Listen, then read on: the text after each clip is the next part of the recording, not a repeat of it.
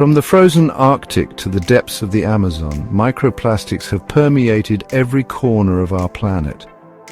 These tiny remnants of our insatiable appetite for plastic are now found in the food we eat, the water we drink, and even the very air we breathe.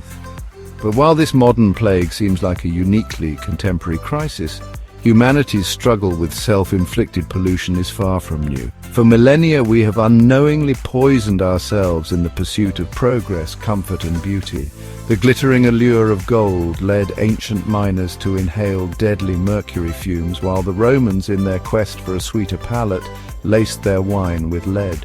Each generation has faced its own invisible enemy.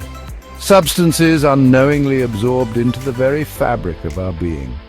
Join me now as we journey through time, tracing the footsteps of these ancient pollutants. By understanding the mistakes of the past, we can better confront the challenges of the present and illuminate a path towards a future free from the shadow of microplastics.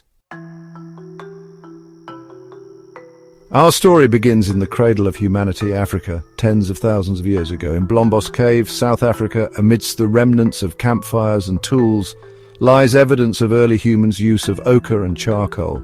These pigments, ground into fine powders, adorned their bodies for rituals and social signaling, but this artistic expression came at a cost. The very act of grinding ochre released microscopic dust particles inhaled deep into the lungs, causing irritation and inflammation. What's more, impurities within the ochre, heavy metals like lead and arsenic, could accumulate in the body over time, leading to chronic poisoning. These early humans, in their pursuit of beauty and ritual, had unwittingly exposed themselves to the insidious nature of unintended consequences. As the Neolithic era dawned, humanity transitioned from hunter-gatherer to farmer, settling in villages and developing new technologies. In the fertile crescent of Mesopotamia, the discovery of metalworking marked a pivotal moment in human history, but it also ushered in a new era of pollution. The smelting of copper and lead, while revolutionary, released toxic fumes into the air, unknowingly inhaled by those who worked with these metals. Lead, a potent neurotoxin, accumulated in their bodies, leading to a range of health problems. Archaeological evidence suggests increased rates of stillbirths and skeletal deformities, hinting at the unseen toll of this early industrial revolution. The Bronze Age, a period defined by the use of bronze tools and weapons, brought about a new wave of unintended poisoning. To strengthen bronze, artisans added arsenic, unaware of its deadly nature. The creation of each bronze axe or sword released arsenic trioxide, an invisible gas, into the air. For those who toiled in these early workshops, the consequences were dire. Skin lesions, respiratory problems, and a debilitating nerve disorder known as peripheral neuropathy became occupational hazards. Even Otzi, the famed Tyrolean Iceman, a testament to the ingenuity of the Bronze Age, carried high levels of arsenic in his hair, a silent reminder of the hidden dangers lurking within his world. Throughout history, humans have gone to extraordinary lengths in the pursuit of beauty. In ancient Egypt and Mesopotamia, cosmetics played a central role in ritual, social status, and personal expression. Yet, hidden within these beautification practices were substances that would sow the seeds of their own demise. Kohl, a dark eye cosmetic favoured for its ability to ward off evil spirits and enhance allure, often contained galena, a lead-based ore. Its prolonged use, especially by children, resulted in developmental delays and cognitive impairment. Mercury, another potent neurotoxin, was used to treat skin conditions and create a shimmering effect in cosmetics. Unknowingly, those who sought to enhance their beauty invited a silent enemy into their homes and bodies. The Roman Empire, renowned for its engineering prowess and military might, also holds a dubious distinction: widespread lead poisoning. Lead, a malleable and readily available metal, found its way into many aspects of Roman life, from water pipes and cooking vessels to cosmetics and even their beloved wine. Seeking to sweeten their wine and prevent spoilage, Roman winemakers used sapa, a syrup made by boiling grape juice in lead-lined kettles.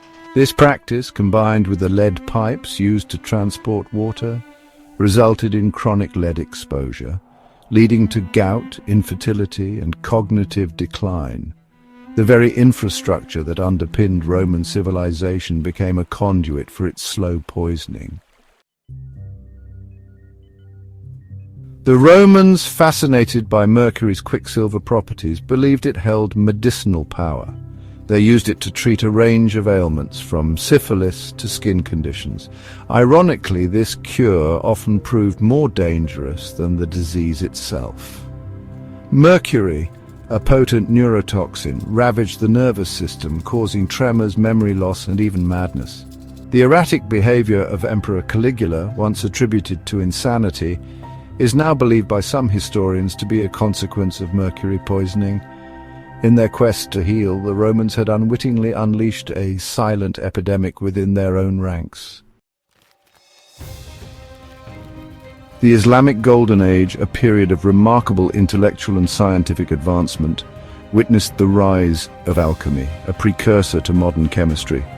Alchemists, driven by the pursuit of knowledge and the elusive elixir of life, experimented with a range of substances, many of them highly toxic. Mercury, arsenic, and sulfur, believed to hold the key to transmutation and immortality, became central to their experiments. Unknowingly, these alchemists were conducting dangerous experiments on themselves. Chronic poisoning from these substances was rampant, leading to tremors, paralysis, and even death. During the Renaissance, a pale complexion became a symbol of wealth and status, signifying a life free from the sun's harsh labor. To achieve this coveted look, women and even men turned to Venetian ceruse, a cosmetic containing lead carbonate. This white powder, applied liberally to the face, created a porcelain-like appearance, but at a terrible cost. Lead, absorbed through the skin, accumulated in the body, causing a range of health problems, from hair loss and tooth decay to infertility and even death. Queen Elizabeth I, known for her iconic pale makeup, likely suffered from chronic lead poisoning, a testament to the lengths people would go to conform to beauty standards. The 17th century witnessed the rise of a new social habit, and with it a new form of self-inflicted poisoning tobacco. Introduced from the Americas, tobacco smoked in pipes or inhaled as snuff quickly spread across Europe and beyond. What began as a novelty soon became a widespread addiction, its allure fueled by nicotine's grip. But unknown to its users, tobacco contained not only nicotine but also heavy metals like arsenic and lead, absorbed from the soil. These toxins, inhaled with each puff, increase the risk of respiratory ailments, cancers, and other chronic diseases. The Victorian era, a time of industrial progress and social change, also witnessed a rise in the use of hazardous substances in everyday life. Arsenic, prized for its vibrant green hue, was used to create pigments for everything from wallpaper to clothing. Unbeknownst to those who adorned their homes with these fashionable colors, the arsenic slowly leached into the air, causing a range of symptoms, from headaches and vomiting to convulsions and even death. This arsenic fever, as it came to be known, highlighted the dangers of industrial progress without proper regulation or an understanding of its long-term consequences.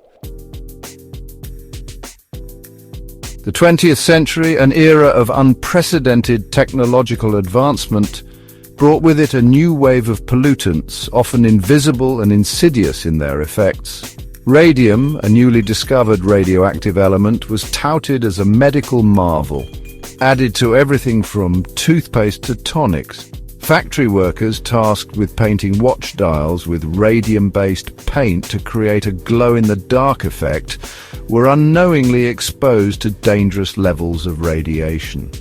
The tragic story of the radium girls, who suffered from horrific bone decay and cancers, serves as a stark reminder of the importance of understanding the long-term effects of new technologies before unleashing them into the world.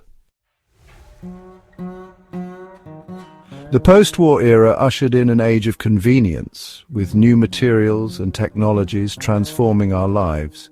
Plastics, pesticides, and industrial chemicals promise to make our lives easier, safer, and more prosperous.